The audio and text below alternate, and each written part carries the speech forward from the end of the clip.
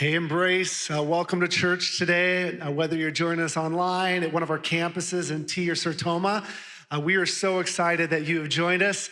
We have a very special treat today. We have guest speaker Justin Brierley with us. Justin hails from the UK, which is the United Kingdom, for those of you that don't know abbreviations. So you're in for a treat for one, because you're gonna hear ear candy all morning long, that beautiful British accent. You're just be like, this is amazing. But also, Justin he has hosted a podcast, and he's part of Christian Radio over in the UK, where he sits down atheists and Christians to have conversations about the big questions in life. His podcast is so popular that we actually had someone drive up from St. Louis, Missouri this morning to listen to him. And so you're in for a treat. Personally, though, I just want to say, as a person who struggles mightily with doubt, I've shared this in some of my messages before. As a little kid, I had so many questions about the faith. I would wake up in the middle of the night thinking about, is God real? Is heaven real? What happens after I die? I mean, these questions haunted me as a kid into my middle school years. And even as a pastor, I still have some of those doubts. And Justin's podcast has been something I have listened to for years. And just hearing from Christians on there, intelligent Christians that have answers to some of these big questions that I had for so many years, has been the biggest blessing in my life. And so I'm gonna invite Justin to come out. Would you give it up for Justin Brierley this morning? Wow, thank you. Good morning, Embrace. It is so good to be with you here in South Dakota. Since I arrived with my family a couple of weeks ago, we started in Minnesota, came down to South Dakota. We've just had such a warm welcome. It's been fantastic. I bring greetings, of course, from King Charles to his loyal subjects here in South Dakota. We had a bit of a falling out, I know, a few hundred years ago, but I feel like you're a brother from the same mother, you know? And in that sense, I love coming to the States, sharing, meeting people, some people who have, engaged with the shows and the podcasts that I host, but also meeting lots of new friends. So thank you for having me with you this morning. The UK, in many ways, could be said to be maybe 10, 15, 20 years ahead of where the US is in terms of being a secular culture, a post-Christian culture. And I've been speaking into that culture for the last 20 or so years. As Travis mentioned, I've been hosting a podcast and radio show called Unbelievable. It's a show where I aimed to bring Christians and non-Christians together for dialogue and debate. It's run by a Christian radio station in the UK, but I had this idea that we need to have better conversations in our culture between people who do and don't believe. I mean, that's only increased in the last 15 or 20 years, hasn't it? So I had this idea, why don't we actually model what good conversations could look like? And that's what I've been aiming to do through a lot of the podcasts and shows that I broadcast. I bring on Christians and non-Christians. On the next slide, you can see a well-known atheist speaker, the head of the Humanist organization in the UK, Andrew Copson, nearest the screen, engaging with a Christian theologian, looking slightly grumpy, I must admit, Theo Hobson. And we debate all kinds of issues. And it's been wonderful because as the show has grown over the years, we started a video format as well. You can see us here in studio. Well-known Canadian psychology professor Jordan Peterson joined me a few years ago and debated whether we can make sense of life without God opposite an atheist psychologist, Susan Blackmore.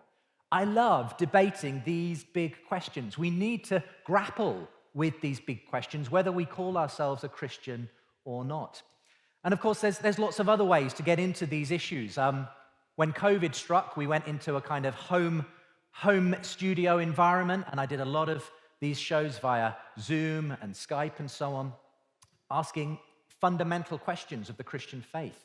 At the center of the faith is this claim that Jesus rose from the dead. This is two New Testament scholars with different perspectives on that. And the big ethical issues of our day as well. Roe versus Wade, when that decision, the Supreme Court overturned that decision, we held a debate on it. These are the important things that, as Christians or as non-Christians, we need to be ready to speak into and have good conversations about these issues. But it's not just the big, long-form conversations. I love also doing short-form My 18-year-old son Noah, a couple of years ago, introduced me to TikTok. Anybody here on TikTok? One or two, maybe. Well, if you want 60-second soundbite versions of what I do with my shows, do check out my TikTok channel. It's wonderful because technology gives us so many opportunities to speak into today's culture. But it comes at a cost as well, because sometimes that technology has created echo chambers, and it's actually stopped us having good conversations as well. And so what I think we need to do is we need to get back to having good conversations with people who don't necessarily share our politics, our culture, or our faith. And I'd love to talk to you today about how we can have conversations with people who don't necessarily share our faith. There's a verse which has kind of become the motto for that show and for all the work I do, really. It comes from 1 Peter 3:15. Always be prepared to give an answer to everyone who asks you to give the reason for the hope that you have. Here's the important part. But do this with gentleness and respect. As Christians, we're called to have a reason for the hope that we have. There's an expectation that we will get asked questions. But we need to do it in a way that shows the love of Christ as much as tells people about the love of Christ. Gentleness and respect. So often that's missing from our cultural conversations today, isn't it? Now, whether you're here as a Christian, someone who believes but sometimes struggles with having those kinds of conversations with skeptical friends, neighbors, colleagues, or whether you're here as someone who has significant doubts themselves, kind of as Pastor Travis was saying, or perhaps you don't call yourself a Christian and you're not sure this whole God thing makes any sense whatsoever. I hope that something of what I share this morning will be helpful and relevant to you in having a better conversation. One of the key people who we've often focused on in the Unbelievable show over the years, around the time that the show got going, is Richard Dawkins. He's a well-known atheist. He's a biologist, a scientist in the UK. And he, in many ways, was the figurehead of a movement called New Atheism. Well, what was New Atheism? Well, really, it was old atheism, the view that God doesn't exist, but with kind of a new packaging, a really dogmatic, anti-religious way of putting their points across. Richard Dawkins wrote a best-selling book, The God Delusion, saying that faith is just fairy tales and that we need to replace belief in God with science and reason.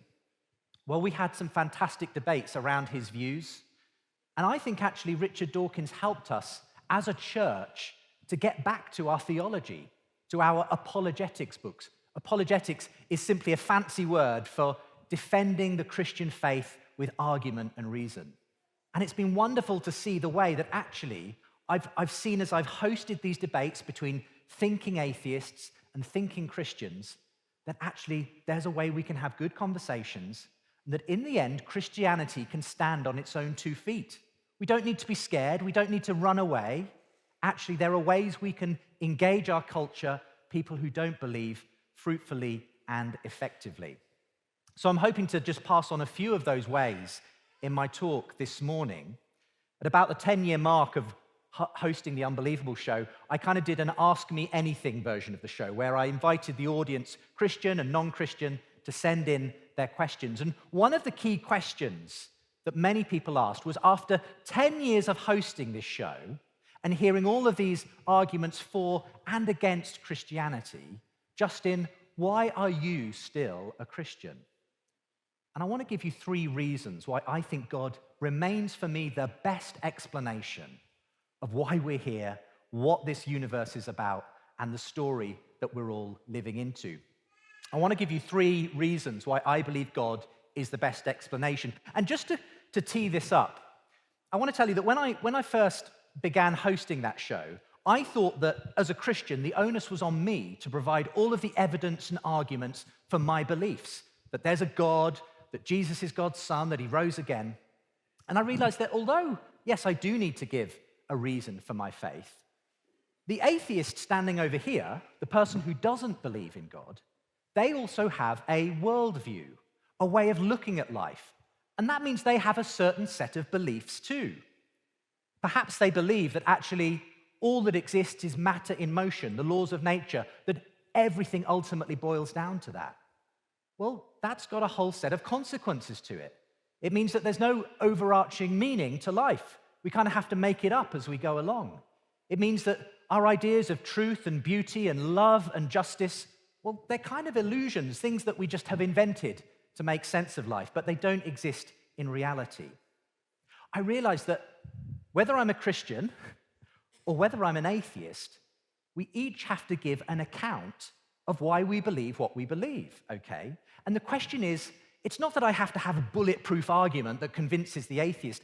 I think all we have to do is ask which of these two worldviews, Christianity or atheism, makes best sense of the evidence that's available to all of us.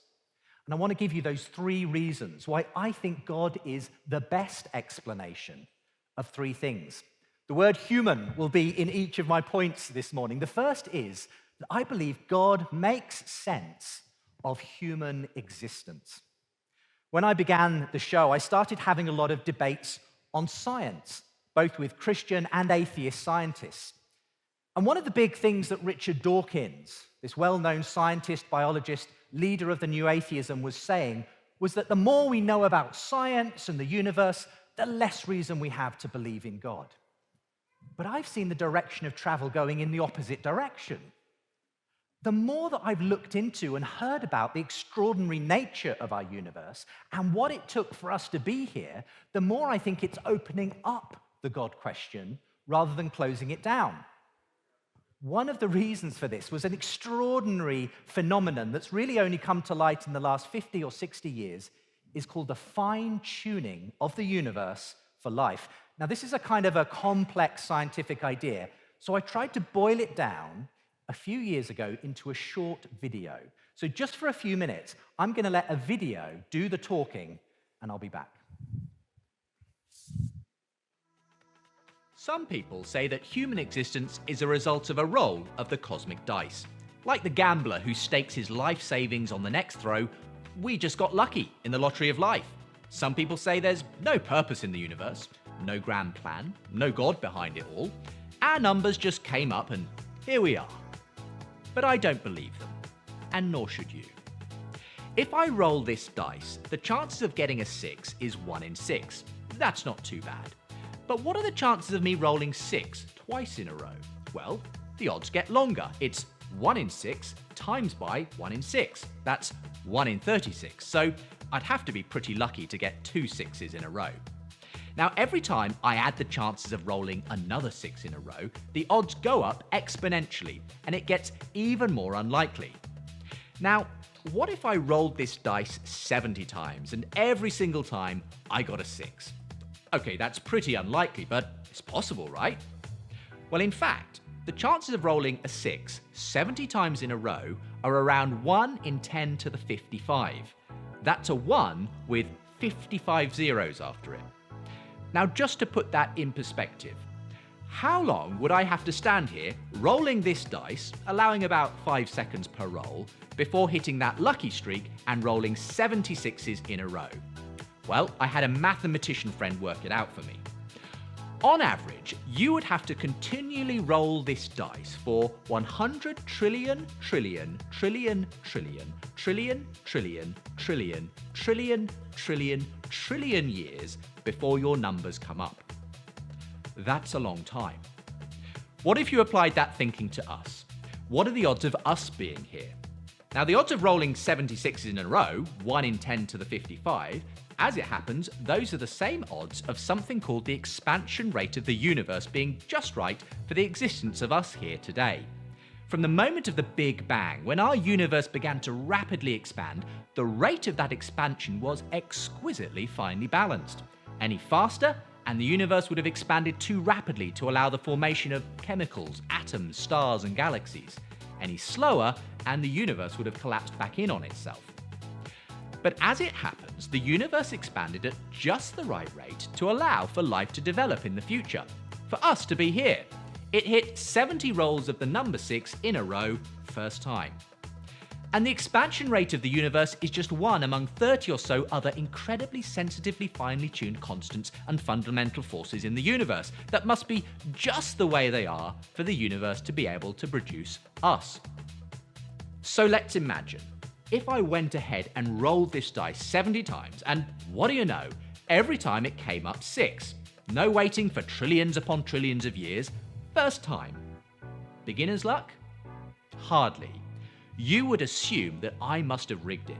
Maybe the dice are loaded. Maybe there are 6s on every side. It can't be chance. Now let me ask you, why would we assume that this universe with us in it, which is actually way more improbable than my 70 rolls, is just a result of chance?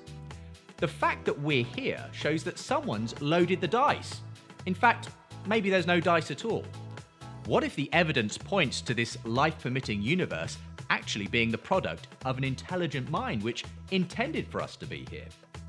Now, you could come up with some speculative other theory. Maybe there's an infinite number of universes, giving you an infinite number of chances to roll the dice. Maybe. But we don't have any scientific evidence for it. So if you're hanging your hat on that possibility, then you're every bit as much committed to a faith position as the person who says God was behind it. Believing in God isn't a delusion. It's a perfectly reasonable conclusion when we look at the fingerprints on our universe. And if it's true that we aren't just the fluke result of a cosmic roll of the dice, and that we're actually here because a grand designer intended us from the very beginning, well, that's worth staking something on. I bet you weren't expecting a science lesson this morning, were you? But isn't it amazing? Isn't it kind of mind-boggling, just the specificity, what it took for you and I to be sitting here this morning? And that's just one aspect of our universe. I mean, I could talk about the fact that the universe has a beginning in time and space. I mean, what banged the Big Bang? There's the question of how life itself arose, this extraordinary chemical, digital information that exists in the DNA molecule, the fact we can do science at all of these things are pointing not away from God, but towards the idea that there is a divine mind that meant for us to be here. So when I look at the evidence for human existence, the atheist account that it's all chance and randomness, that doesn't work for me. The odds are just stacked up against that. It makes far more sense, in my view, to believe that there is a mind who intended us to be here. So God makes sense, I think, of human existence. But secondly, God makes sense of human value. Now, here we go from looking out there in the universe to looking within us and asking, how do I make sense of the belief that humans have inherent dignity and value? I want to illustrate this with a story. In 1973, a wealthy businessman, Jaime Jaramillo, was walking the streets of Bogota in Colombia when he saw a girl climbing through a manhole into the sewers below. He was interested. He went home, put on a wetsuit, followed her down there, and underground were all these street kids. Why were they living in these filthy, rat-infested sewers? It was because there were off-duty police officers on the streets above who were killing them. In fact, one of the officers who was doing this said, killing these kids is like killing lice. We call them the disposables. Now, Jem went on to rescue hundreds of these street kids, put them in a loving Christian community where they received an education and a family. And the question that stays with me is, why did Jem do the right thing, the human thing? Why do we believe that what those off-duty officers were doing was the wrong thing? I've never really received a satisfactory answer from the atheist worldview. Because at one level, if we're all here by a blind, purposeless process with no particular reason to it, then there's no reason to prefer one part of the evolutionary tree of life, humans, to another part, a louse. Why should we treat humans different to a louse? Why did Jaime Jaramillo do the right thing? Why do we believe there's a right and wrong way to treat human beings? Again, I had a fascinating conversation on this with Richard Dawkins, who I mentioned earlier. I'll bring him up on screen again. This well-known atheist in the UK was having a debate with a well-known Christian thinker at Oxford University. And just after their debate, I managed to get my very first interview with Richard Dawkins. I was very nervous, I can tell you. But we had a really interesting moment in our conversation. And I'm going to tell you exactly how that went. I said to him, but Richard, if we'd evolved into a society where rape was considered fine, would that mean that rape is fine? He replied, I don't want to answer that question. It's enough for me to say that we live in a society where it's not considered fine. We live in a society where selfishness, failure to pay your debts, failure to reciprocate favors is regarded askance. That is the society in which we live. I'm very glad, that's a value judgment, glad that I live in such a society. And I responded, but when you make a value judgment, don't you immediately step outside of this evolutionary process and say the reason this is good is that it's good, and there's no way to stand on that statement? He responded, well, my value judgment itself could come from my evolutionary past. I said, well, therefore, it's just as random in a sense as any product of evolution. He said, you could say that, but in any case, nothing about it makes it more probable that there's anything supernatural. I said, okay, but ultimately, your belief that rape is wrong is as arbitrary as the fact we've developed 5 fingers rather than 6. He said, you could say that, yes. And you could say that. And I think actually you should say that if you're a thoroughgoing atheist like Richard Dawkins. So why do we recoil at the idea that the way we think about and treat human beings is just the happenstance of the hand that evolution happens to have dealt us in this time and place? Why do we actually believe there are really some right and wrong ways to treat human beings? Where does that idea of the inherent value and dignity of every human being come from? I find that the Christian story has a ready answer, and it's right there on the first page of the first book of the Bible. You and I are made in the image of God. If that's true, then that gives us inestimable value and worth. And I can't find any better explanation for our deeply held belief that humans have value and worth. One of these police officers in Bogota, Colombia, when they gunned down one of these kids, they pinned a note to her, and it said, I killed you because you had no education and no future. And my question is that the measure of a human life? Is it who you are, where you were raised, whether you had an education? No. There must be more to what human life is, why we value it, than those things. The only way I think we can see value in every human life, whether it's the penthouse millionaire or the street kid in Bogota, Colombia, is if every single life is of equal value, inestimable value, because we have been made in the image of God. That's why I believe God makes sense of our belief in human value. So human existence, human value, final one. God makes sense of human purpose. I think we experience this desire for something more than the span of our life. In all times, places, and cultures, there's been this search for meaning, for purpose. I'll tell you briefly the story of Jennifer Fulwiler. She's an extraordinary woman who grew up in a loving family, but one where God was painted as just a delusion, kind of in the Richard Dawkins way. She never had any thought that God could exist. She was happy that the world ran according to a set of scientific laws and principles. She says her bedtime reading was Carl Sagan's book, Cosmos. And she was a happy atheist into the early years of her married life. And then something happened that changed her whole worldview. She had a child. And this is what she says. She says, I looked down and thought, what is this baby? And I thought, well, from a purely atheist, materialist perspective, he's a randomly evolved collection of chemical reactions. And I realized if that's true, then all the love that I feel for him is nothing more than chemical reactions in my brain. And I thought, that's not true. That's not the truth.